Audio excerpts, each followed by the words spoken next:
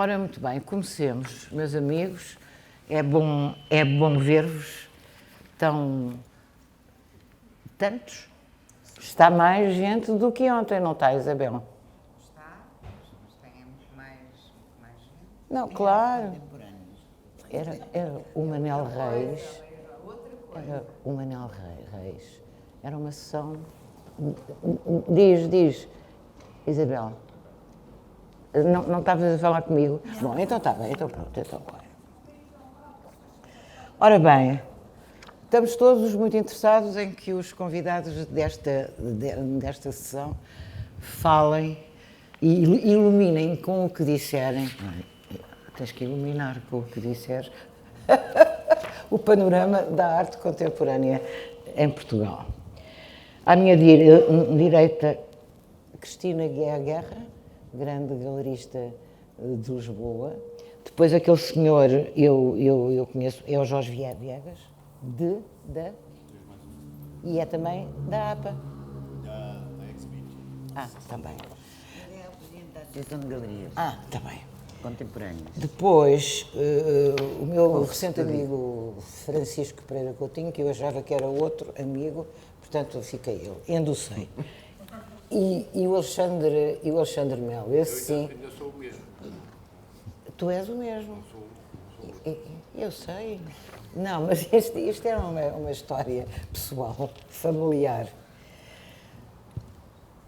Ontem falou-se de Manuel Reis, muito. E falou-se da transformação da cidade e dos cidadãos que viviam, pelo menos os que viviam, os habitantes de Lisboa, como a partir dos anos 70, uma pessoa, no caso o Manuel Reis, que investiu em restaurantes, em as suas próprias lojas, e que ia iniciando, de facto, um rosto novo para Lisboa. É a minha impressão e era de todas as pessoas que estiveram aqui, não sei se por simpatia comigo, para não me quererem contradizer, mas de facto a ação de quem trabalha com arte, a ação de quem pensa, realiza, expõe e partilha arte é do melhor que a política pode ter. Olha, puseram-me uma coisa que faz muito barulho, não é? É o meu. Não? Já baixou. Porque é desagradável. É esse. Bom, portanto, dizia-vos que ontem as pessoas que estavam a assistir, que quiseram vir assistir à homenagem que na cordoaria a nossa amiga Isabel, que não para de pensar coisas, resolveu, neste ciclo, abri-lo como homenagem ao Manuel Reis. Vou só dizer uma última coisa sobre ontem, porque talvez vos interesse saber. É que no fim da sessão surgiu uma ideia de se fazer uma espécie de uma delegação à Câmara de Lisboa, a lembrar ao Presidente da Câmara e quem com ele trabalha, a necessidade de Lisboa ter uma rua, um largo, qualquer coisa, com o nome de Manuel Reis. Porque, de facto, ele mexeu com a cidade. Mexendo com o seu gosto, com as coisas que organizava para nós vermos, com os novos hábitos de convívio noturno.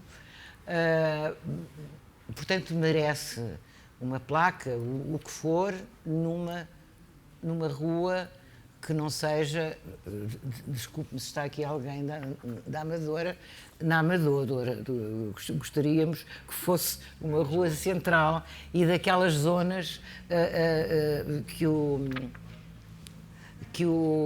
Manuel animou.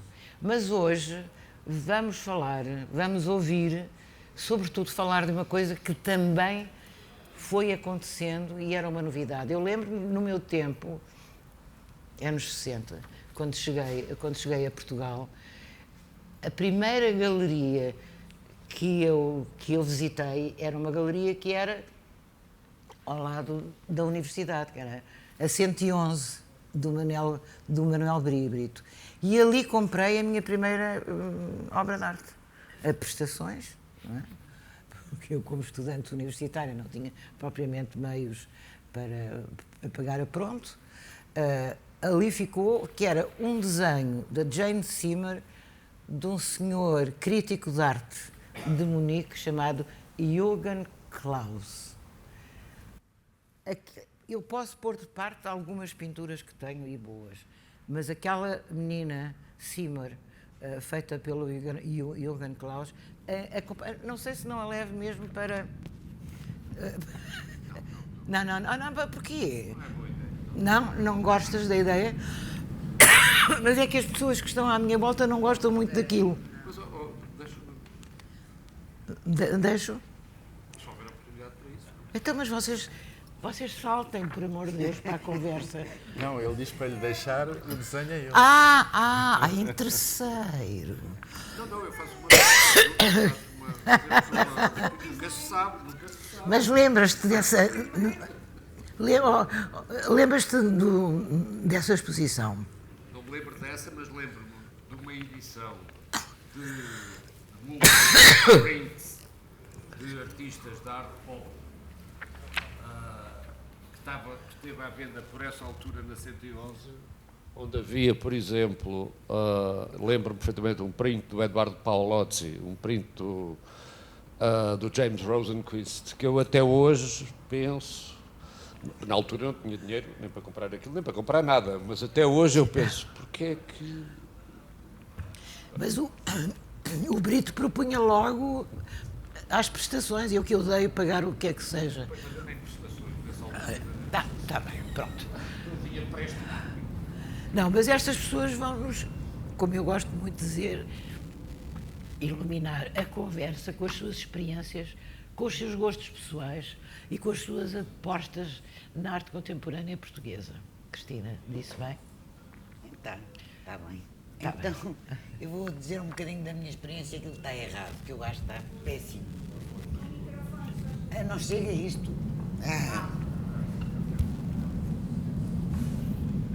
Isto não está a funcionar bem, é? Sim. Temos estado com isto na mão, não é? Eu abri a galeria, como toda a gente mais ou menos sabe, há 21 ou 22 anos. Não dá? Agora sim. E sempre tive esta ideia da internacionalização e tentar internacionalizar os artistas portugueses e, portanto, contextualizei-os com os estrangeiros, com nomes importantes e mais ou menos das mesmas gerações, umas gerações mais velhas, umas mais novas. E faço Basel desde logo do segundo ano da galeria. Pronto. E, portanto, este tem sido sempre a minha motivação.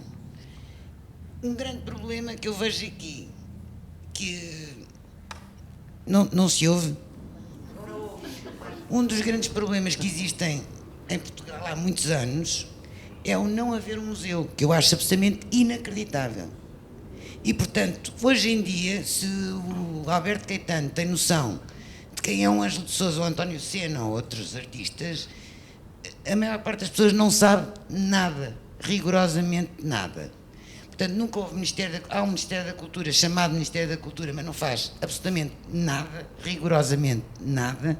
Tivemos ali um assessor do ministro, que devias ter à altura feito um... Tu não provoques, que eu hoje já estou um bocado... Não bebeste, não. Provoque. E, portanto, há aqui um problema real. Agora, finalmente, parece que a Gulbenkian voltou a fazer uma mostra de obras, pronto, desde o Amadeu até hoje, porque a grande maioria não sabe nada. Mesmo galeristas de hoje não têm noção nenhuma daquilo do passado. Portanto, a arte, e muitas vezes eu interrogo-me o que é que eu estou a fazer. Porque eu, neste momento, estou a fazer uma coisa que é a tal internacionalização, mas não há referência nenhuma em lado nenhum, nem legitimação, porque não há realmente um sítio onde se possa ver. Portanto, nós só temos só existe presente e o futuro próximo. O futuro não sabemos porque não há passado, e nós temos um passado. E, portanto, quem não perceber isto não percebe nada. E acho que é uma coisa que há muito tempo devíamos todos, inclusive os antiquários, que neste momento também já têm, já se vêem aqui galerias, inclusive com coisas, artistas modernistas e que está muito bem. Portanto, aquilo que se tem que ser e que se tem que fazer uma pressão grande é exatamente que tem que haver um museu. Hoje em dia temos imensos estrangeiros em Portugal que me perguntam onde é que se pode ver arte portuguesa. Não pode. Desde Serralves até à Gulbenkian, que agora estão a mostrar umas coisas, vamos ver o que é que aquilo dá, que só há exposições temporárias. Portanto, um artista que eu hoje estou a fazer, como o Zé Loureiro, que é muito conhecido, ou o Julião, ou o Calhau, que nós, quer dizer, grande parte das pessoas sabe quem é o Calhau, para as gerações de hoje e futuras não existe. E, portanto, isto é um anacronismo, um disparate. Cristina, e qual é o papel do Museu do Chiado? O Museu do Chiado há muito tempo não existe, aquilo não, quer dizer, há um problema que é assim, Lisboa quer ser uma capital europeia e no fundo, eu já disse isto uma vez, toda a gente ficou um bocado furiosa, nós estamos no segundo mundo, não estamos nem no primeiro nem no terceiro e portanto fala-se muito, as galerias fazem um esforço enorme para ir para feiras, a grande maioria só vai até à Arco ou fazem uns projetos relativamente pequenos fora, ou Artíssima, porque é impossível, não temos nem apoios, não há isenções fiscais, temos um IVA completamente anormal, porque nós é que fazemos cultura, nós é que mostramos a arte que se faz hoje em Portugal, o resto não faz depois a Casa da Cerca, fazem aqui umas coisas, mas quer dizer, não há um sítio onde se possa ter a noção, porque o que é que se faz hoje, há um passado, e este passado não existe, e futuramente também tem que haver uma coisa anterior, porque senão às tantas, quer dizer, eu estou a trabalhar, não sei para quê, me dá a sensação que estou a gastar imenso dinheiro e um esforço enorme físico e tudo, e de hoje para amanhã aquilo que eu estou a fazer hoje não existe. Pronto, tens alguma coisa a dizer, vou passar. Vai deixar rastro, Cristina. Acho-a muito pessimista. Não estou pessimista, estou um bocadinho... Está um bocado tristonha hoje, não está? É normal, vê lá se levas um pontapé aí no rabo. Bom, isso deixamos para o fim, está bem? Vamos ali para trás. É um bónus Não da... estou pessimista, o que eu tenho é... Estou há 30 e tal anos nisto e eu acho que estamos pior do que o que estivemos. 30 e tal anos? Mas que desde que nasceste? Ai, que amor! Oh, Pedro, estou muito contente, deixa-me lá ver ao espelho. Vou passar agora aqui ao meu colega. Eu acho que este funciona, não preciso desse. Funciona, parece que sim. Boa tarde a todos. Então, olha. Eu sou da geração dos galeristas mais recentes, quer dizer, não dos últimos, mas na verdade já vou fazer 17 anos também. Nascemos ali na pré-crise de 2008, 2009, aliás, várias galerias. Tens de falar mais alto ou mais perto do microfone. Ou pegar no microfone. Mas este está a funcionar ou não? Está? Está.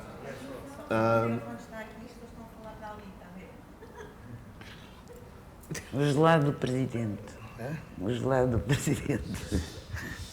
E, portanto, no 2006, 2007, nasceram várias galerias e algumas, infelizmente, já não estão, mas, portanto, nós somos desse grupo de galerias que nasceram nesse final dos 2000, que culminou com o início da crise. E partilho efetivamente algumas das coisas que a Cristina diz. Eu acho que o maior problema na internacionalização é a falta de apoios, portanto isto depois acaba a ser um ciclo vicioso, porque as galerias de arte contemporânea, se querem ser atrativas para ter bons artistas, têm que fazer feiras internacionais, porque senão fica uma coisa muito local, quer dizer, também é um modelo de negócio que é possível em Portugal, mas efetivamente o mercado é pequeno e, portanto, a internacionalização é fundamental, só que depois isto tudo é muito difícil e, portanto, enquanto, por exemplo, os espanhóis recebem-se qualquer... mas não é a questão só do apoio, é a facilidade com que os apoios são dados, sem burocracias, sem problemas, como aconteceram no passado, em que primeiro fazemos as feiras e depois é que nos dão o dinheiro, e que isso vem pouco. Neste momento nós não temos qualquer tipo de apoio, inclusivamente nós, enquanto associação, tivemos uma reunião com com o Ministério, no sentido de falar da internacionalização, no sentido de falar e recebemos como resposta nós não acreditamos muito no apoio, inclusivamente houve um paralelismo com o LIVRE, com as feiras de São Paulo, que inclusivamente este ministro quer acabar com o modelo do apoio à Feira do Livro de São Paulo, porque o dinheiro que se investe não se traduz em venda de livros e, portanto, nem sequer se equaciona também a questão das traduções, portanto, é tudo à base do número. Pelo meio, na questão dos livros, com o Brasil, há aquele, Claro. aquele ferrete. Lá está ele. Não, é uma taxa incrível. Olha, o que é que vocês estão aí a combinar já, os dois? Mas, para terminar esta questão do apoio, tivemos como resposta isso, portanto, nós não acreditamos neste tipo de apoios, mas se vocês querem apresentar uma proposta, sejam criativos, convençam-nos de uma proposta para que nós os possamos apoiar. Vai daí, estão todos a tentar ser criativos. Vai daí, estamos... A criatividade normalmente morre no próximo governo ou morre antes do ano final. Não vale a pena, quer dizer, por isso é que vocês podem dizer que eu estou negativa, mas não é negativa. Olha, eu não sei se é pragmática, porque o problema disto é que passa o tempo, somos uma capital europeia e não temos um museu. Isto não cabe na cabeça de ninguém. E ainda por cima depois põem-se estas esculturas por aí, também pela cidade, que também são maravilhosas, porque não há critério, não há seleção, não há legitimação, não há nada. Este é um problema grave, que tem que ser modificado. E nós temos de estar todos juntos. Olha, Alexandre, tu és dado a datas. Toma, tu és o positivo, toma. Não, agora quero ouvir aqui o... Não, mas eu... Deixa-o falar. Ele nem sequer vai falar. Ele não sabe, mas não vai falar, não pode, porque, enfim, por uma história que eu não posso contar. Alexandre, tu lembras-te, tu és mais novinho, mas lembras-te de uma... Era o Zé Cotileiro, penso que assessor cultural da nossa embaixada em Londres, e com... Espera. E com o... aquele adorável alemão casado com uma americana, como é que ele se chamava? Sabes? Helmut Kohl. O Helmut Kohl. Fizeram uma exposição de arte portuguesa contemporânea. Isto passou-se em quê? Anos 70, anos 80? Talvez, por aí. Mas eu diria mesmo anos 70. Absolutamente extraordinária. E depois, pronto, e acho que foi a única vez que aconteceu assim uma coisa de monta. Depois não há nada que tem continuidade, é assim. Pronto, está bem, Cristina. Há de acontecer um dia, um milagre. Ok, já não estou cá, portanto é isso, deixo para os próximos. E, por exemplo, o João Cotileiro tinha uma internacionalização tratada por ele próprio excelente. Desde sempre, desde que voltou, pelo menos, não é desde sempre, em Londres não tinha, mas quando voltou a Portugal, depois do 25 de Abril, começou a ter um circuito, sobretudo com a Alemanha, fantástico. Mas eu desconheço, e estou metida há muitos anos nisto. Mas olha, mas eu pode ter tido assim umas coisitas. Eu não estou a inventar. Está bem, mas não... Não eram umas coisinhas, eram muitas exposições. Mas ainda hoje começa a haver coisas, mas como não há continuidade, pois. As coisas normalmente morrem na praia. Esse é um dos grandes problemas. Todos nós galeristas já tentámos internacionalização, ir a identificar mercados que nos pareçam atrativos, só que depois não há continuidade, quer dizer, não há possibilidade, porque eu tenho, por norma, quando aplico a uma feira, pensar que tenho possibilidade de fazer 3 anos. Sim. Porque é impossível também pensar que, sem alguma insistência e alguma participação em feiras, esta coisa do primeiro ano ser um sucesso e foguetes, isto não existe, não é? Portanto, mas o problema é que não há uma ação concertada. Nós, por exemplo, houve um exemplo de Toronto, em 2019, creio que houve uma ação conjunta, houve um pequeno patrocínio do Ministério da Cultura e fomos muito bem recebidos em Toronto. No ano seguinte, tentou-se que esse patrocínio continuasse, não naqueles termos, mas noutros, para que pelo menos uma percentagem das galerias que tinham estado tivessem tivessem essa continuidade. E não foi possível. E o que é que aconteceu? Tivemos, é daquelas coisas de Terrible Tuesday, não é? Foi um pico num ano e no ano seguinte já não havia uma única galeria em Toronto. A nossa tradição e a nossa ligação e a nossa familiaridade com as artes plásticas, digamos assim, ao longo da história nunca foi brilhante. E vivíamos muito com a raiveta dos nossos vizinhos. O que é que tu estás que sinais são esses? Gostaste desta intervençãozinha? Da raiveta. Da raiveta. Gostaste da raiveta? Envolves mais um pouco, é para depois... Não, tu agora pegas. Já, porque eu também não posso falar muito. Deixem-me só aqui fazer um parênteses. Sim. Isto é também para ti, Alexandre. Há uma coisa que são as feiras, que normalmente são as galerias que têm esse esforço, galerias comerciais. Mas há outro problema, que é a falta de museu e, por exemplo, Bienal de Veneza é organizada com meio ano de antecedência. Isto é absolutamente inacreditável. Portanto, só vamos gastar dinheiro e não há consequência. Mas, Cássio tem diretores. Nunca foram convidados para virem a Portugal. Zero. E, portanto, nós não tivemos o Julião Sarmento em Cássio 2 vezes e o Cabrita Reis. Pronto. Foram, mas não há continuidade.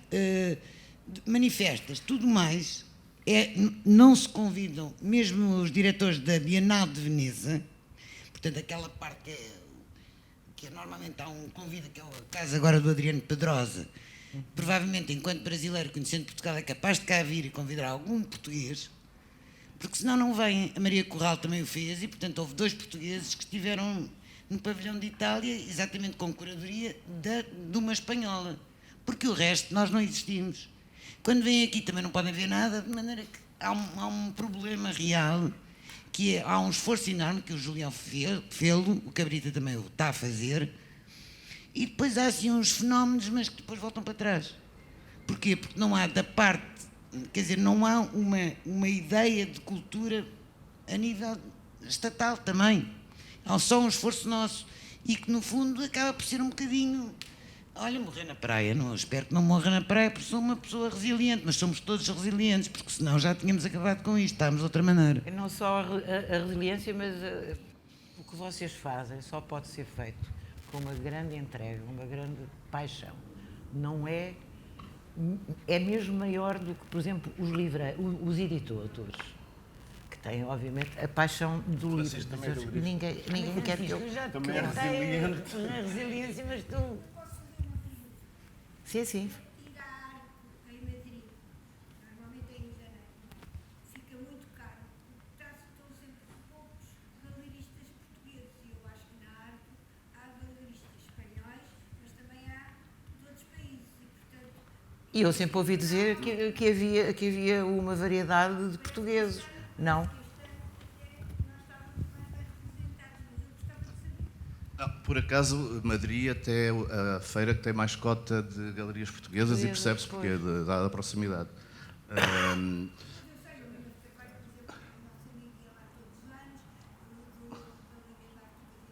Ouça, tivemos 15 este ano. 15 a seguir a Espanha e a outro país que eu já soube agora, éramos, acho que era a Alemanha.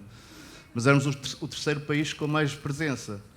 Mas faz sentido por ser Madrid. Por exemplo, em Bruxelas, e isto foi um problema este ano, eu, por exemplo, fiquei fora de Bruxelas, porque de repente houve muitas galerias a querer fazer Bruxelas, e para Bruxelas, Lisboa ou Portugal não é assim tão... não é exótico e não é tão importante em termos de artistas para que de repente tivéssemos 10 galerias de Lisboa. Portanto, as feiras elas próprias têm, em função dos seus clientes, em função das linhas orientativas que querem. Portanto, Madrid tem uma coisa Latinoamérica, Bruxelas não tem, enfim. E África. Também, portanto, não se vão fazer de repente, se todos nós tivéssemos dinheiro, não íamos às 40 galerias de Lisboa fazer a Nada ou a Nova Iorque, não é? Porque as próprias feiras entendem que tem que haver um conceito, tem que haver cotas, e efetivamente, de países. Também tem a ver com a economia dos próprios países. Exatamente. Mas eu passo ao Resiliente. É o outro. Também a galeria. Alexandre, eu não sei se... Não, agora vamos ouvi-lo com a maior das atenções. Diga, Bom, Francisco, sobre da sua galeria. a questão dos museus, eu estou de acordo com a Cristina. Acho que faz falta um museu de arte contemporânea em Lisboa, que praticamente não existe. O Museu do Chiado está assim uma coisa meio fechada. A Gulbenkian agora fechou durante uns tempos, e o que é facto é que quando a Gulbenkian fecha, então, é um marasmo total. Eu lembro-me que a Gulbenkian organizou, por exemplo, uma grande exposição do Amadeu. É pena não haver mais exposições individuais de artistas portugueses. É raríssimo, ou quase não há. Não há. E não percebo porquê. Porque até é fácil, Mas se calhar, arranjar um espaço noutro. Por exemplo, a Sociedade Nacional de Belas Artes tem um bom espaço, podiam-se fazer aí boas exposições individuais, retrospectivas de artistas portugueses, que praticamente não se Desculpe, fazem. Francisco. Nos anos 80 existiram o Jorge Martins, o Joaquim Bravo, uma série deles. Exato. Existiram retrospectivas na Gulbenkian. O Álvaro Lapa, lembro-me muito bem. Parou com esse hábito. Pois parou. Sobretudo quando passámos a ter diretores estrangeiros, se calhar. Que é outra questão que eu também não percebo, porque é que esses museus têm diretores estrangeiros, quando há portugueses que podiam ser... Eu posso responder a isso, não te importa. Vá, Cristina. Já respondo. Não, eu estava a dizer que não se percebe porque é que esses museus têm sempre, ultimamente, têm diretores estrangeiros. Serralves tem. E aqui o Mate? Não. O Mate não tem. Agora já... Serralves é que tem. Quem é agora o diretor? Mas eu acho que a Gulbenkian também tem. Pinheiranda. Pois é, o Pinheiranda. Mas eu depois acaba lá o Resiliente. Pode ir falando, Depois- a gente interrompe. Digo o que é que eu acho disso também. Não diz, fala. Não, em relação aos museus é isso, não há mais nada a dizer. Em relação aos apoios do Estado para irmos às feiras, são poucos. Agora, com esta história do Portugal 2020, passou a haver alguma coisa mais, mas não é muito. E o que é facto é que a arte é uma coisa que se exporta-se dificilmente. A arte viaja mal. Quando a arte atravessa fronteiras, vale logo muito menos. E, portanto, é difícil vender arte no estrangeiro quando se fazem feiras. Ainda se tem que pagar o custo de uma feira, que é grande. Daí os apoios do Estado serem importantes. Eu depois tenho sempre uma dúvida se é isso, se é só isso ou se também é um bocadinho este nosso fado português de nos estarmos sempre a queixar e a amargurar de tudo. E de não tentarmos ir para a frente com aquilo que temos. São Francisco, aquilo que as galerias se queixam, todos os setores de Portugal se podem queixar. Exato. Podemos começar todos aqui a ir uníssono, porque assim, estar sempre à espera de Por isso é que eu digo. subsídio, estar sempre à espera de subsídio. Vou dar um pequeno exemplo. Eu, numa operação de design, eu sou designer, em 1990 recebi uma contrapartida do ICEP. Ter um coisa, não? E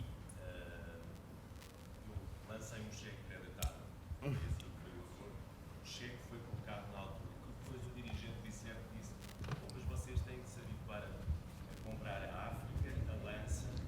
Portanto, a partir daqui, em 1990, ficou tudo esclarecido, já não vale a pena. Era só isto, inteiramente. Mas concluindo. Mas há, Da arte e da cultura.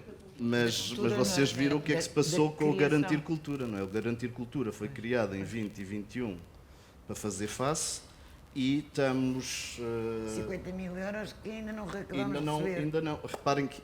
Há 2 anos. E há aqui aspectos que são gravíssimos. Portanto, as galerias que receberam esses apoios contabilizaram isso como proveitos. E, portanto, pagámos impostos sobre isso. E, portanto, ainda não recebemos o dinheiro. Portanto, esta coisa do Estado dá, mas depois, sem contar que vão ao nível da fotocópia. Verificar, perguntaram uma galeria, isto é sério, É muito que sério. justificasse porque é que tinha precisado de 150 fotocópias. Eu faço 300 folhas de sala. É normal. É normal termos textos. Mas voltando aqui a outra questão que eu acho que é importante. Eu acho que isto resume tudo ao mercado interno. E não sendo pessimista, agora sendo pelo lado do positivo. Os nossos artistas são incríveis, se compararmos com outros artistas internacionais. Não raras vezes, em feiras internacionais, e isto já aconteceu comigo, vejo grandes colecionadores a dizer: se isto é tão bom, porque é que é tão barato? E o preço barato leva a que não se compre. Ok? E é muito simples. A questão é barato porque nós temos um mercado em Portugal. E nós não podemos disparatar os preços porque depois deixamos de vender em Portugal. Isso acontece muito. E, portanto, andamos aqui a penar. Um artista jovem, com, imagino, 10 anos já com algumas... Quando chega aos 10 mil euros, ai Jesus, anda tudo com as mãos na cabeça, porque já é muito caro para Portugal. Não é? Pois, nós temos este pecado de sermos pequenos e muito pobres, mas, sobretudo... Mas somos bons. Somos bons. Somos muito bons.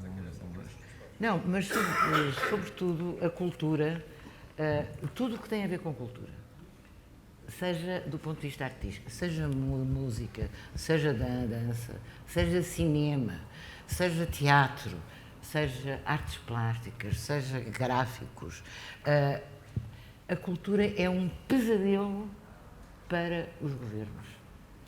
E porquê? Não, mas é que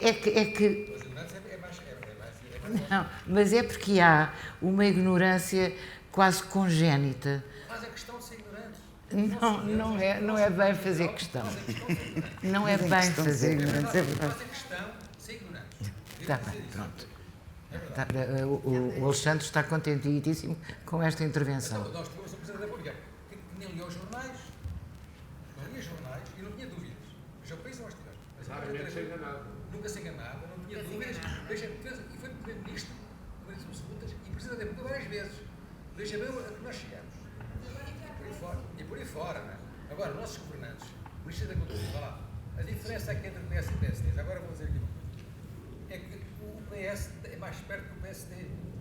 Vai arranjar um Ministro da Cultura, pode não ser bom, mas é o Ministério da Cultura.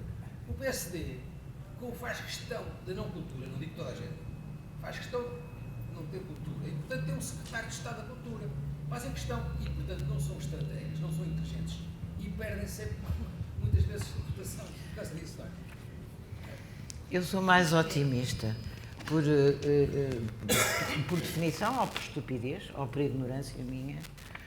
Boa vontade. Não é boa vontade. É uma espécie de empenhamento constante, congénito, uma espécie de militância que me faz também ver brilho onde brilho não há. Não pactuo, não me consinto a tristeza e o rancor, a inveja e a ignorância que os meus pares, todos nós, e acho que há assim umas palhetas de luz absolutamente fulgurantes nos nossos criadores. Claro, por isso é que ainda aqui andamos, não é? Não é só por masoquismo. Mas há um problema, sabes qual é o problema? É tipo cometa, passa ali e cai, pronto. Relativamente, vou aqui, que era uma coisa que ficou, e outra coisa é a história dos preços. Alexandre já pegou e Não é o Alexandre. Daqui a nada faz uma birra e vai embora. Alexandre, já faço tudo, depois começas e não acabas. Relativamente aos diretores estrangeiros... É o meu. Não é o meu. Não, era da Cristina, acho. É meu. Desculpa. Isto devia dar direito a despedimento. Mas como somos otimistas, não pode ser. Não, que eu recusava. Relativamente, isto temos de ir falando, relativamente aos diretores estrangeiros que não concordam, eu acho que há uma coisa boa na história dos diretores estrangeiros. Agora, teriam que ser obrigados a fazer uma coisa que eram, quando chegam um estrangeiro a Portugal, e houve vários destes sarrafos que nunca puseram os pés numa galeria. E, portanto, não há uma noção do que é que se faz. E seriam obrigados a fazer. Sim, sim, a Suzanne Cotter era... É uma desgraça, mas eram quase todos. E a outra ia só para os copos e saía. A Gulbenkian. E, portanto, há aqui uma coisa que eu acho muito bem. Porquê? Porque, normalmente, quando chega um diretor estrangeiro a Portugal, tem relações internacionais. E, portanto, se conseguir, que até hoje não se conseguiu, e que devia depois haver uma coisa que eram os curadores, e os curadores serem portugueses, que era para exatamente haver uma introdução cada vez maior da arte portuguesa com esses estrangeiros. E depois conseguisse fazer uma coisa que era exportar exposições que até hoje Exatamente, não era se isso que eu ia consegue. dizer. Pronto. É que os A história estrangeiros é só esta, funcionam num sentido, e há que fazer, não funciona porque eles estão cá que é a trazer trabalhar, os depois artistas estrangeiros para Portugal, mas não... Pronto, mas há que ter uma coisa, uma atitude que é exatamente tentar, é por isso que nós não podemos ser tão otimistas que ficamos assim quietos, temos que ser um bocadinho mais resilientes e um bocadinho chatos. E eu sou. Eu sou porque estou sempre a refilar, pronto, como vocês sabem. É uma forma de militância. Pronto, ainda agora fiz o abaixo-assinado que eu tenho que entregar, mas eu não tive tempo. Aqui contra as culturas. Isso, eu iria votar moedas, portanto, e ele sabe que eu avisei. Entretanto o quê? Relativamente, portanto, eu acho bem, porque senão andamos aquele tipo de, aquela cobra que está sempre a morder o rabo, portanto, andamos sempre cá dentro. E, portanto, cada vez que vem um estrangeiro e que estuda um português, é bom porque a seguir esse português talvez consiga fazer alguma coisa mais. Teve aqui há pouco tempo um curador que esteve a fazer no Mato, o André Cepeda, que era o diretor de Winterthur, e perguntam-me onde é que eu posso ir ver arte portuguesa. Não podes. Pois. A história é esta, ponto. E, portanto, quando há alguma hipótese, portanto, tem que ir ou às galerias, ou tem que ir aos ateliês dos artistas, porque não há sítio onde se possa ver nada. E isto é quer dizer, não tem pés nem cabeça. A outra coisa, relativamente a esta história dos preços, há um problema grave, e há outro, este é um dos grandes problemas, porque os artistas portugueses não saem, porque têm preços muito baixos cá dentro, e não há ninguém que exatamente agarre num artista que tem poucas hipóteses de subir, porque não está nem... Pronto, vai a Veneza uma vez e, portanto, há sempre aquela coisa, depois de Veneza, há sempre uma espécie de um espirro, não é? Há um espirro, portanto, a coisa acontece. E depois é assim, se não subir preços, porque ninguém vai fazer uma exposição, ou seja, uma galeria é uma coisa muito cara. As pessoas com que trabalha, o que se tem que fazer de publicidade, o marketing, tudo mais. E ninguém vai fazer... O que é que uma galeria ganha em levar um artista português por 15 mil euros ou 20 mil euros que seja e ter que fazer um trabalho para conseguir vender esse artista português? Ou é maluco ou não faz. Porque transporte, a obra, como é que se chama? Os seguros. E, portanto, quer dizer, para vender uma obra e ficar em casa, ninguém faz isso, se não houver potencialmente, se não resultar. E, portanto, a coisa não sai. E é por isso que a grande maioria dos artistas não saem. Há outro problema, Cristina, que é a história das leiloeiras que baixaram os preços, que baixam... Essa é outra coisa que eu ia te falar. Os preços dos artistas. As leiloeiras, inclusivamente, porque também é a falta do museu. Esta história das leiloeiras põe cada vez mais baixo, cada vez mais baixo, cada vez mais baixo, para venderem e se manterem, é absolutamente inacreditável. Ninguém resolve isto também. Porque tem que haver uma coisa, isto chama-se mercado, só o mercado é que funciona nestas coisas. Funciona assim. E para haver este mercado, tem que haver uma coisa que legitime, que é o tal museu, tem que ser a vista das coisas. Alexandre, excepcionalmente. Agora és tu. Excepcionalmente. Muito boa tarde. Eu peço Obrigada desculpa por pela ter que dica. dizer alguma coisa, porque eu gosto tanto de ouvir as pessoas que aqui me acompanham e também as que me convidaram e que estão aqui do vosso lado a conversar connosco, mas pronto, vou tentar então dizer qualquer coisa.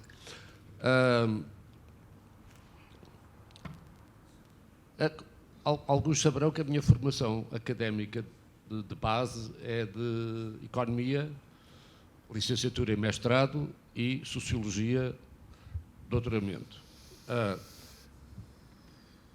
Portanto, as minhas observações irão começar por essa perspectiva.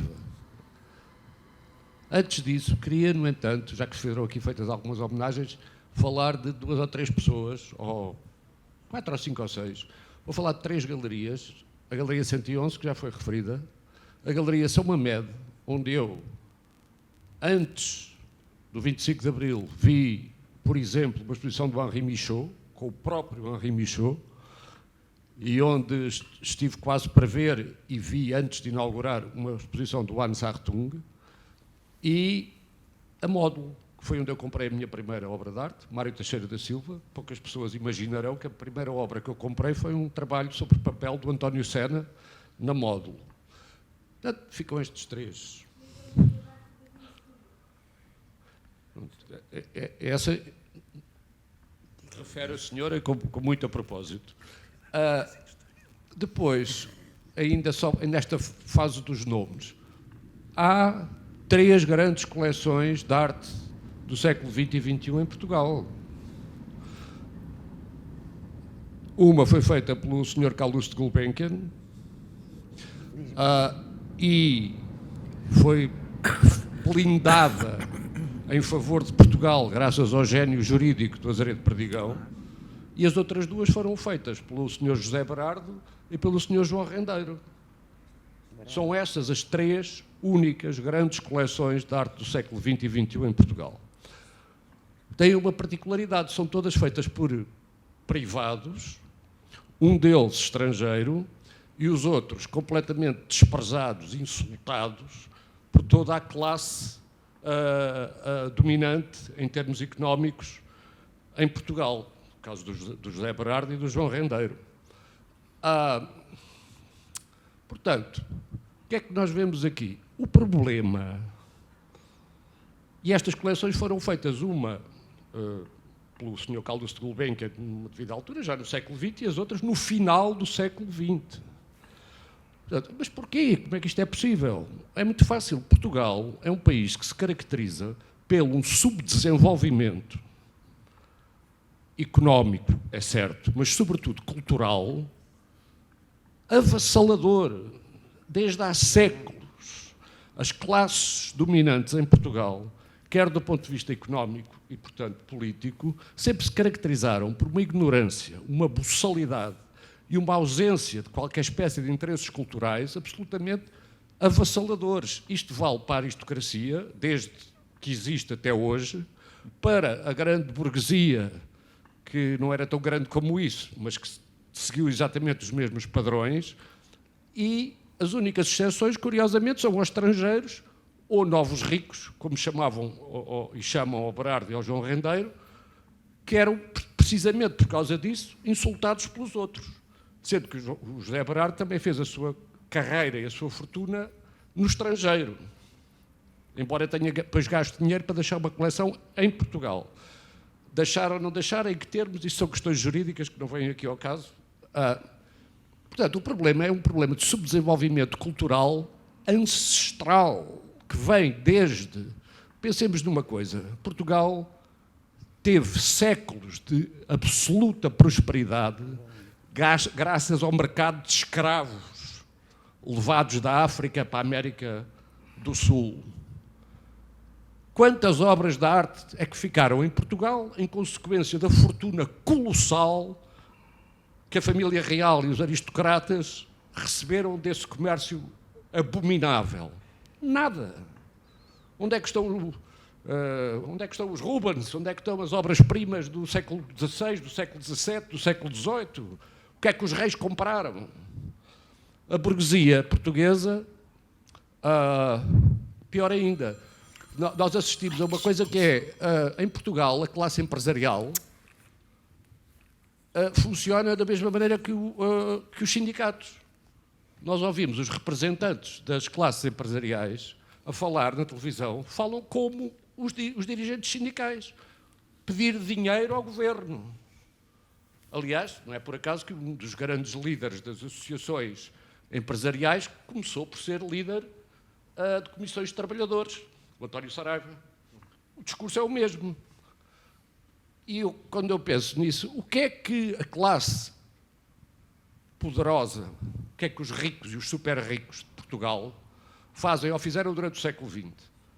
viveram à custa de proteções absolutamente escandalosas do poder político, que manteve os trabalhadores num nível de miséria quase absoluta, e agora continuam-se a queixar de falta de proteção, como se 50 anos de proteção absoluta não fosse suficiente. Mas então o objetivo da classe empresarial não é precisamente criar riqueza independentemente do Estado?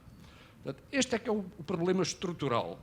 Classes possidentes, ou seja, ricos e poderosos, que foram sempre de uma ignorância abissal e continuam a ser, na sua maior parte, e que sempre basearam as suas estratégias empresariais, para já não falar nas culturais, porque não tinham, na miséria dos trabalhadores. Esse é o único modelo que existiu alguma vez em Portugal. Quando deixaram de haver escravos, passaram a haver trabalhadores pagos miseravelmente. Agora, em termos de a situação, a questão do Estado, hoje em dia a questão da política cultural é mais difícil do que nunca, porque houve uma janela de oportunidade. Portanto, aquilo que já foi dito, eu não escuso de repetir, eu já escrevi isso há 40 anos que eu ando a escrever isso. Quer dizer, eu e toda a gente anda a dizer isso há 40 anos. É preciso uma política cultural coerente, consistente, vocacionada para o médio prazo, que tenha como eixo principal apoiar as forças mais vivas e dinâmicas da criação portuguesa, todos os agentes privados que trabalham na área da cultura, apoiar a internacionalização através do intercâmbio de diretores de museus, curadores. Já escrevi isso tantas vezes que há... E vocês, todos vocês, que pronto, é isso que é preciso. Já agora, em relação à questão dos estrangeiros, o problema dos diretores serem portugueses ou serem estrangeiros, para mim, não é relevante. É preciso que sejam bons. Exatamente. E, por acaso, agora temos, em Serralves, aquele que eu considero que é o melhor diretor que alguma vez existiu no Museu de Arte Contemporânea de Portugal, que é o Filipe Verne. Por acaso, porque podia dar muitos outros exemplos que não vou citar, a respeito dos quais eu não diria o mesmo. Mas a questão não é serem portugueses ou serem estrangeiros, ou serem jovens ou serem velhos, é irrelevante. Em termos de política cultural, essa carência remete sobretudo para além desta desgraça histórica que eu já referi, para a dificuldade de pensar a médio prazo, já nem digo a longo prazo, e ainda menos, ainda menor a capacidade de pensar na área da política cultural a médio prazo. Há coisas quase caricatas. Porquê é que a Cristina insiste muito neste ponto? Porquê é que não há um Museu de Arte Contemporânea no CCB? Porquê? Porquê? Primeiro, porque a coleção Berardo, como alguns saberão, foi concebida desde o início, designadamente pelo Francisco Capelo e pelo próprio José Berardo, para ser a base do Museu de Arte Contemporânea a instalar no Centro Cultural de Belém. Isso era consensual. Todos os agentes culturais. Houve reuniões, não sei se alguns de vocês estiveram, em que da esquerda à direita, desde o José Monterroso Teixeira, Simoneta Luz Afonso, a Raquel Henriques da Silva, toda a gente tinha essa perspectiva. Essa ideia foi vetada pelo Cavaco Silva. Vetada pelo Cavaco Silva, depois de ser absolutamente consensualizada. Porquê? Porque, isto para verem o grau de mesquinhez, ou seja, de ignorância, de boçalidade. Porque, nessa semana em que ele tinha que tomar a decisão, apareceu uma notícia na primeira página do Expresso a denunciar o escândalo da lavagem do cupão. Não vou agora explicar, que é uma coisa financeira relativamente complicada, mas ao qual estaria associado o nome de José Berardo. Apareceu na primeira página do Expresso Berardo envolvido no escândalo da lavagem do cupão. O Cavaco Silva, um oportunista absolutamente desprezível, cujo único objetivo era reforçar o seu próprio poder e ser reeleito, disse: não, eu não quero nada que possa relacionar o meu nome com o nome do José Berardo.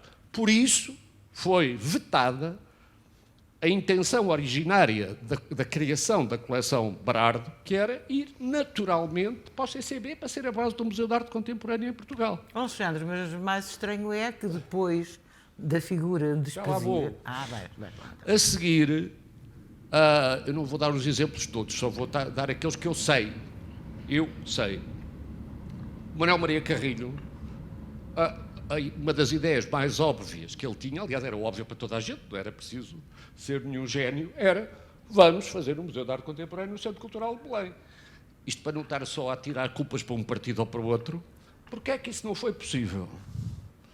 Porque Manuel Maria Carrilho, graças às suas características psicológicas, sobre as quais eu não tenho que pronunciar, se tinha envolvido em tantos conflitos, tinha criado tantos inimigos, que, quando ele apresentou essa proposta, ela foi vetada pelo Frausto da Silva, que era o presidente do Conselho de Administração do Centro Cultural de Belém.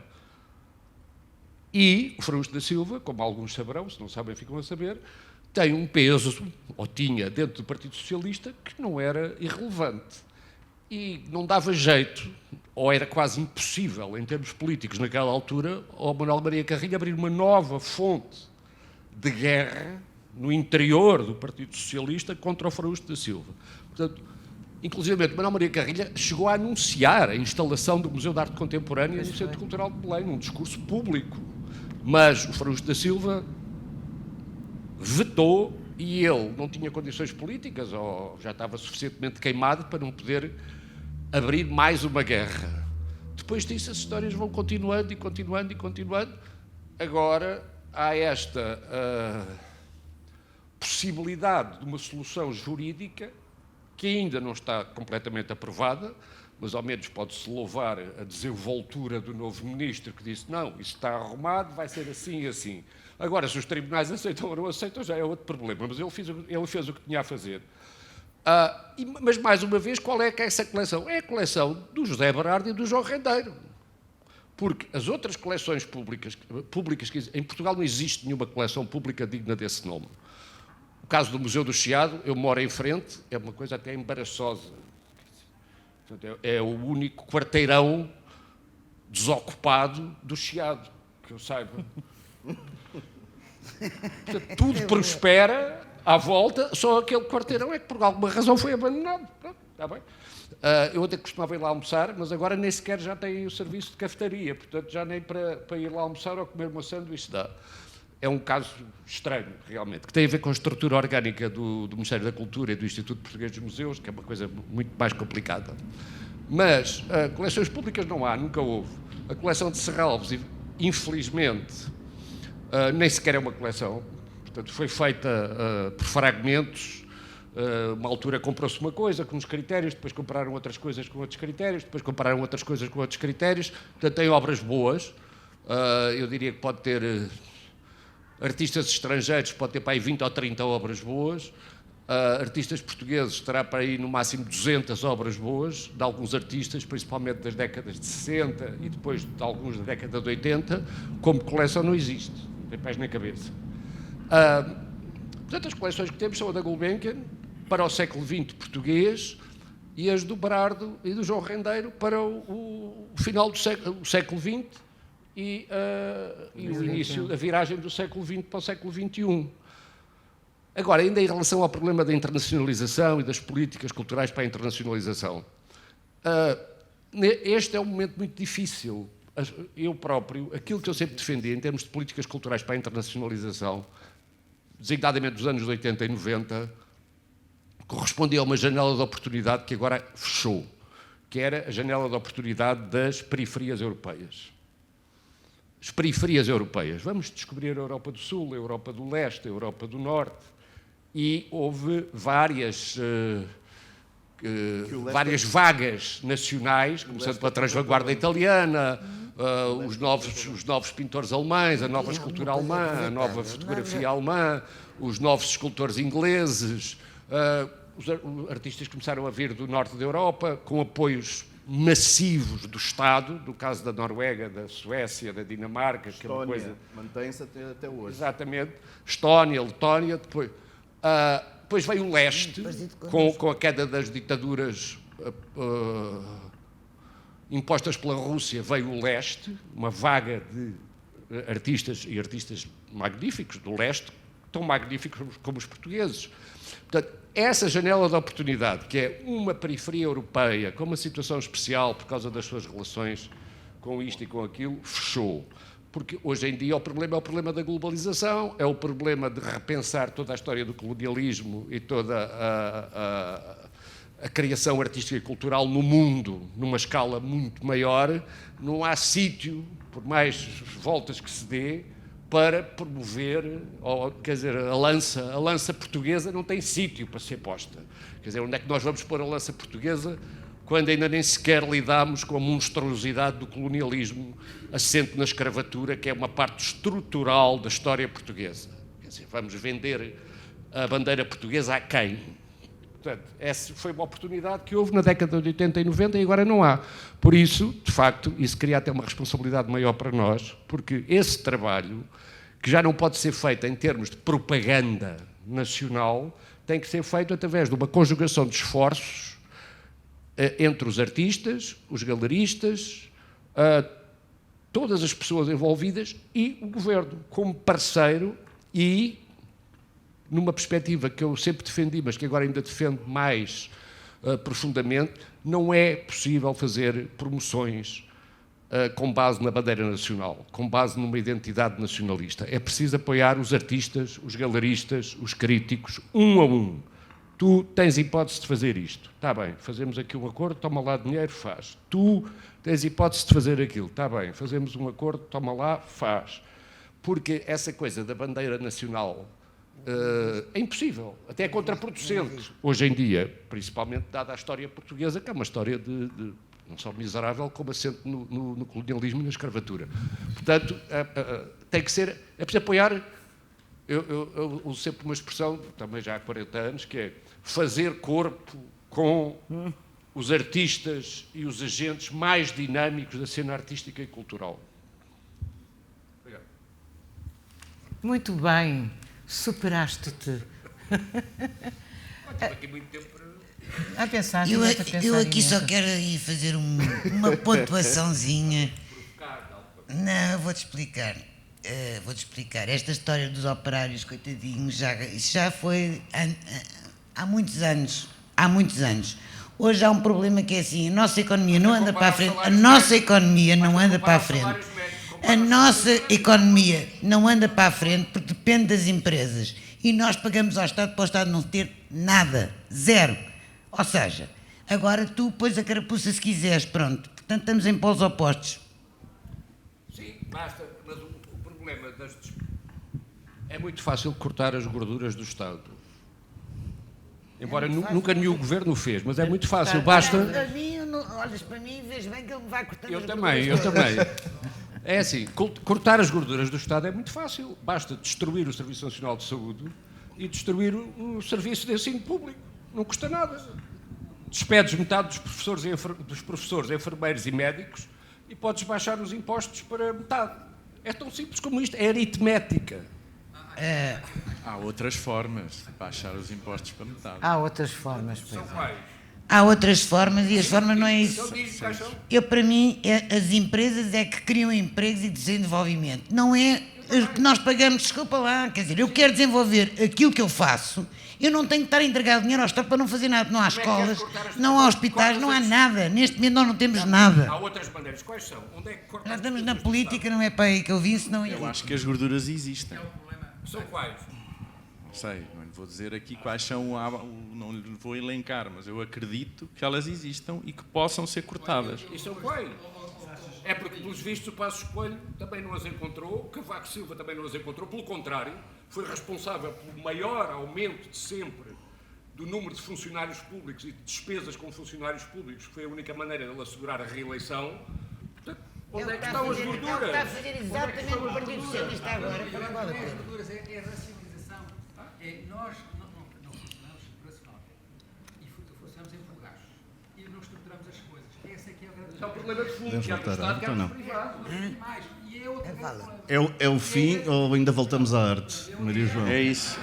Ainda voltamos à arte ou já terminou? Voltamos à arte, voltamos, que eu tenho que me impor. Eu tenho uma montagem para acabar lá na galeria e, portanto... Está bem. O grande desfazamento económico, vejam os gestores que aumentaram 200%, os operários aumentaram 5%, os trabalhadores, quer dizer, cada vez que vamos um fosso maior, é o país da Europa que cabe a maior fosso. Carlos. Com isto não há como gastar, a grande parte, muita gente comprava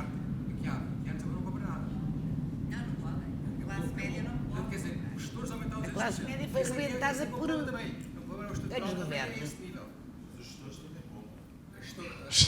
Bom, mas pronto. Eu acho que se ouviu sempre Mas falar... também há um lado educativo que falha, eu acho. Esta coisa do... E por isso é que os museus e os serviços educativos não funcionam, porque é uma coisa facultativa, é uma coisa ao sábado, quando a maior parte das pessoas tem que lavar o carro, tem que ir ao supermercado, quer dizer, ir aos museus tem que fazer parte integrante do currículo escolar. Não faz sentido que isto continue a depender da disponibilidade dos pais, da disponibilidade e do querer dos pais. Isto não faz sentido nenhum. Eu fiz a escola primária no Marcelismo e se eu conheço a Gulbenkian, o Museu da Arte Antiga, a escola primária nunca andei em nada privado, sempre a escola pública, a universidade pública. Tenho 2 cursos, um mestrado, estive no doutoramento, etc., sempre na pública. Fiz a escola primária no Marcelismo porque o 25 de Abril deu-se quando eu andava na 4ª classe. Portanto, a meio da 4ª classe, deu-se o 25 de Abril.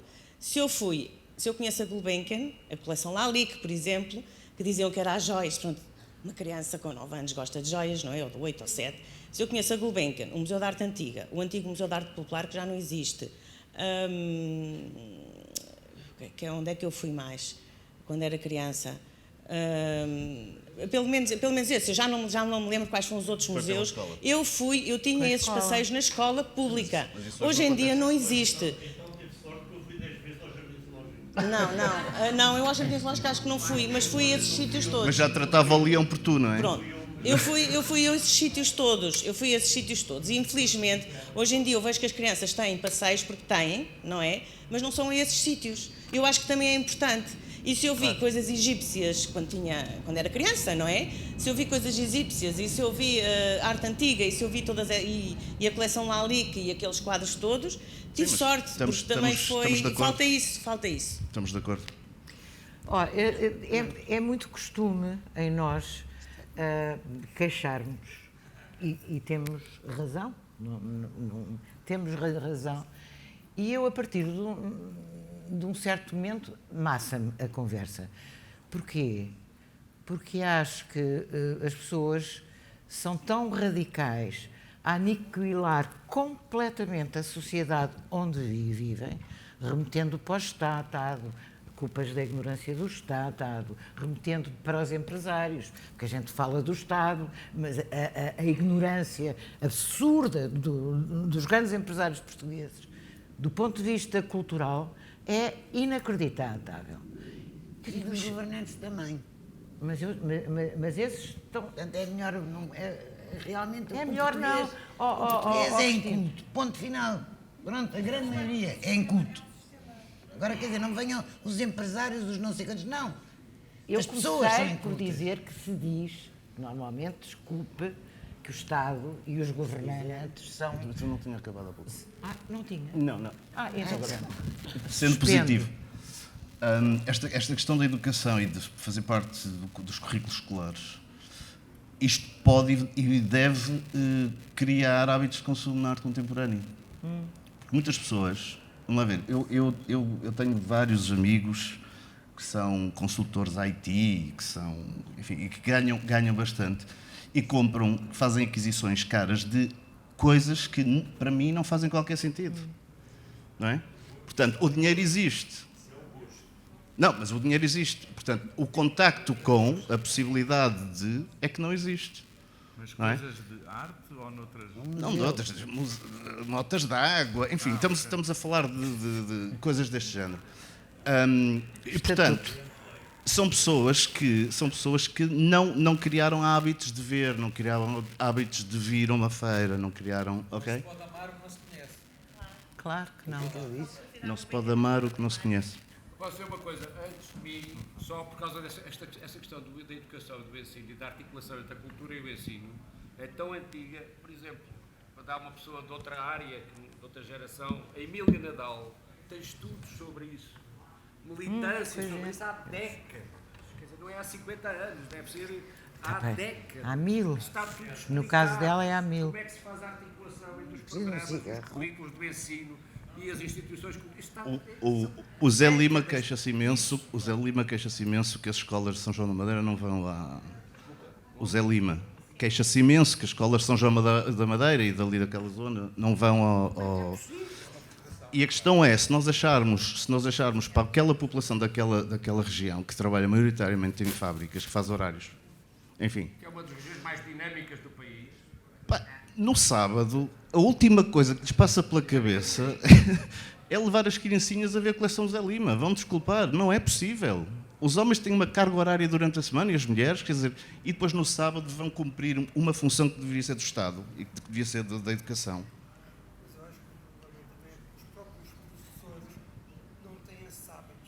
Porque os próprios professores também, coitados, estão com...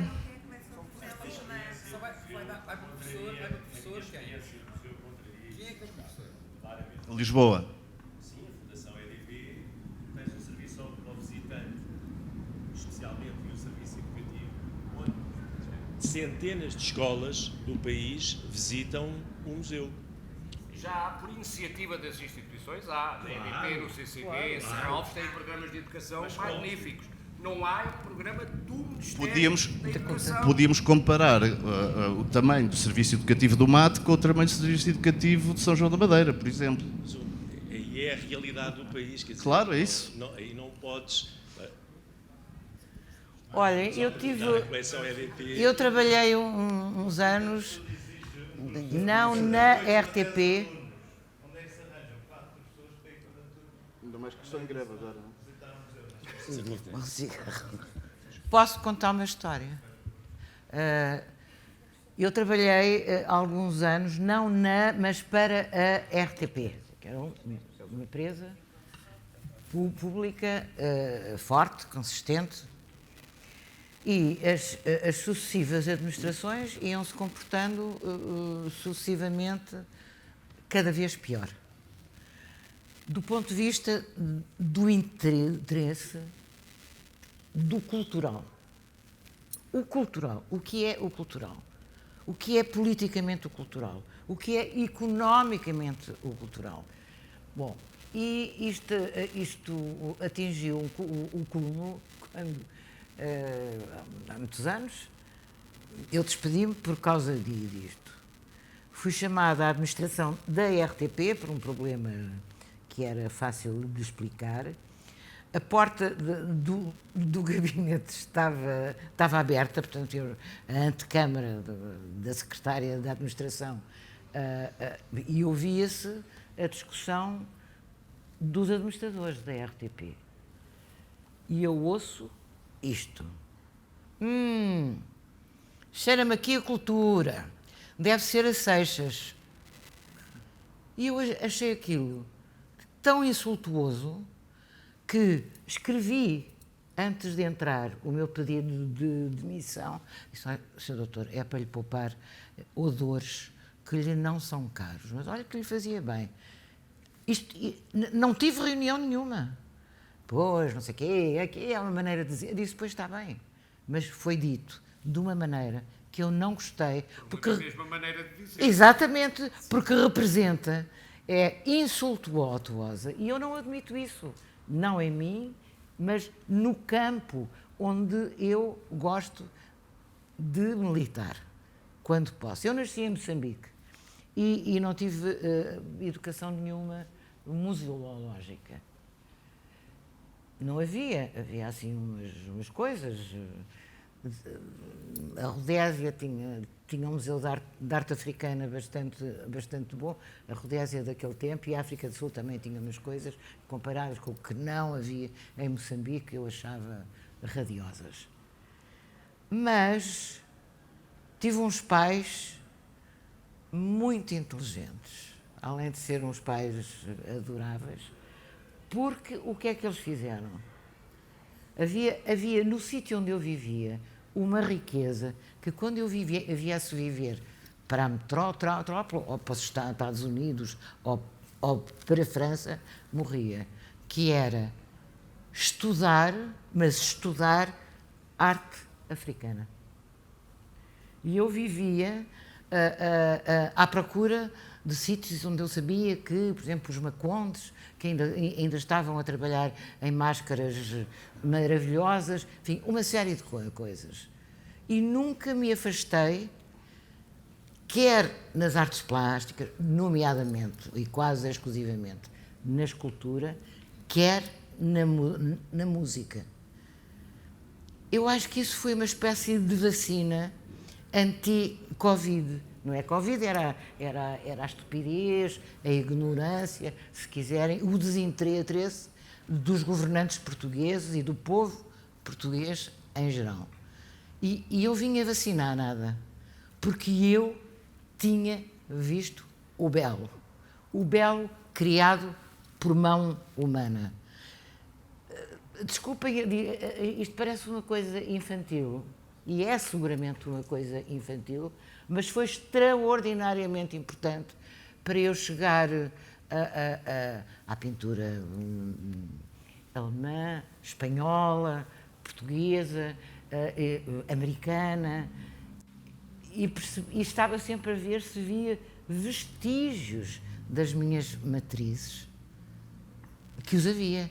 Estás a pedir licença? Fala. Só, para articular isto aquilo que eu disse, uma das grandes, eventualmente uma das soluções para este problema de como é que se deve pensar agora a política cultural, ou a velha história dos públicos e da... Está desligado?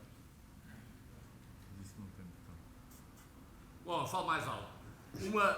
Uma das possíveis estratégias que na atualidade é necessária ou é possível para a questão dos públicos e do alargamento dos públicos e da democratização, toda essa lenga-lenga, parte disto, que é algo que está a ser agora recuperado pela história da arte, pela teoria da arte e pela crítica da arte, que são os produtos da criatividade popular, desprezados, vilipendiados, insultados por toda a tradição do modernismo, que é um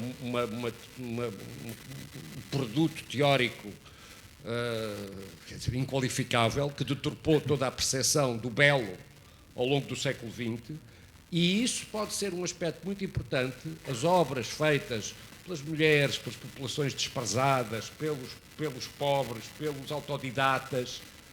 A partir daí, e quando nós viajamos em África, na América do Sul, que é o que eu conheço melhor, a América do Sul ou o Sudeste Asiático, nas aldeias há casas pintadas, há coisas absolutamente extraordinárias.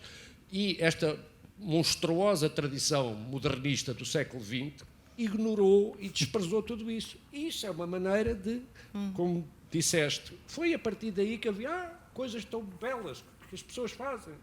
Essa é uma via importante.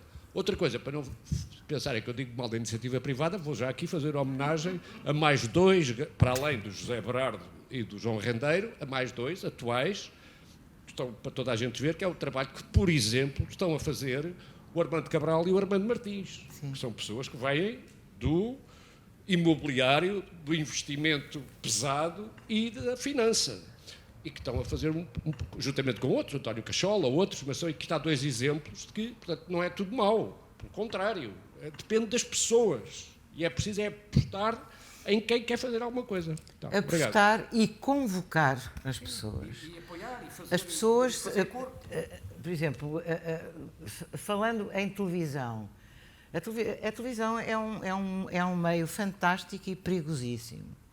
E nos últimos 20 a 30 anos, o impulso das televisões privadas contribuiu também, e não tinha que ser assim, para um aviltamento do gosto.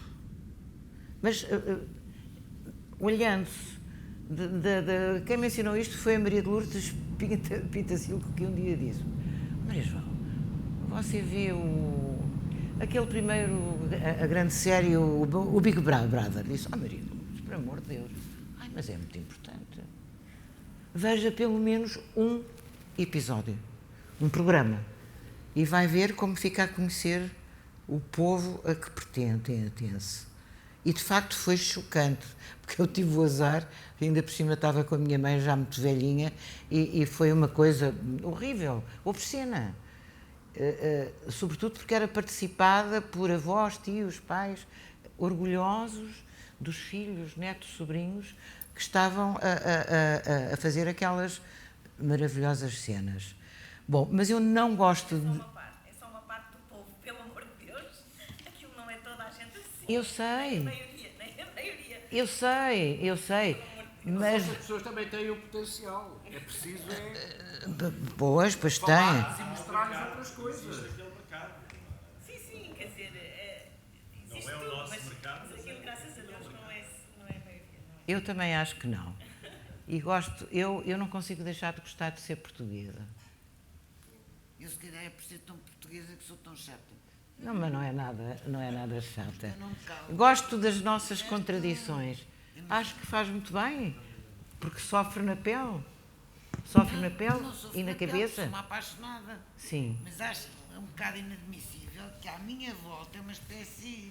Quer dizer, quando eu penso o que é que eu ando a fazer e chego à conclusão que provavelmente os artistas que eu estou a mostrar hoje amanhã não existem e, portanto, há coisas que são fundamentais e que eu não vejo ninguém falar disto. Mas, Cristina, acha que em França, em Porque ele está a Inglaterra... falar agora, por exemplo, do novo museu, do não sei o quê. Há anos que está sempre a haver um museu. Quando diziam, agora é que vai ser. Eu só vejo... O aeroporto está há mais tempo, deixa lá. Então, estás a perceber?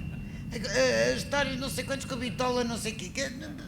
a história Quer dizer, da ou bitola é eu assim. sou muito burra, ou então, não sei, não percebo.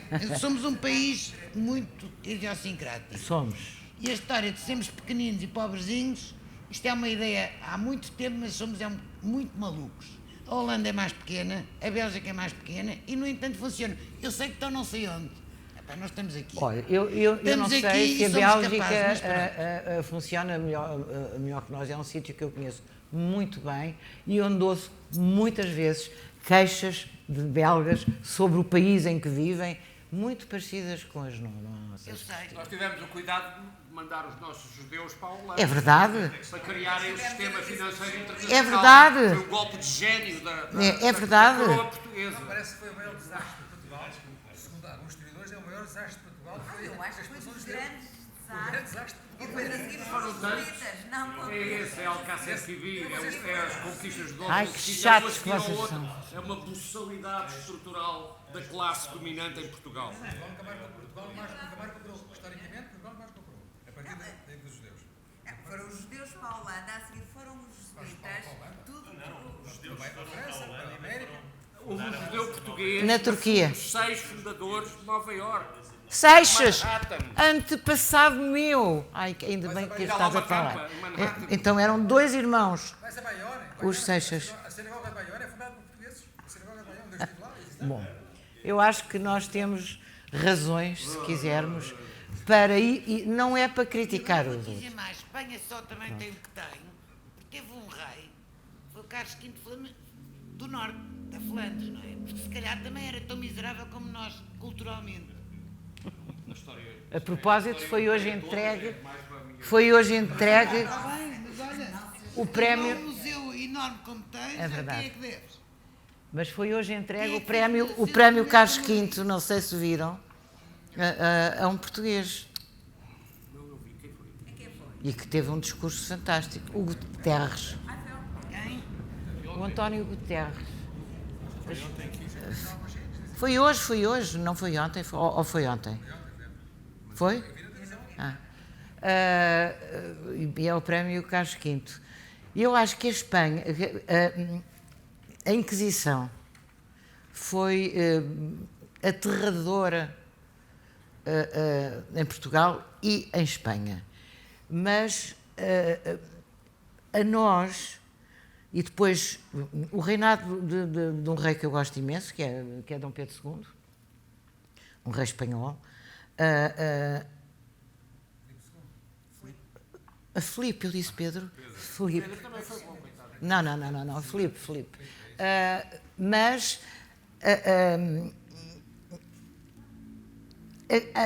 a inteligência portuguesa passou-se toda para a Espanha. Mudou-se para a Espanha. Meus queridos amigos, por mais histórias que eu quisesse contar-vos, tenho uma convidada de monta e os outros que se querem ir embora, que querem dar por terminada esta sessão. Pois eu digo-vos que agora é que eu estava a animar. Eu. Muito obrigada.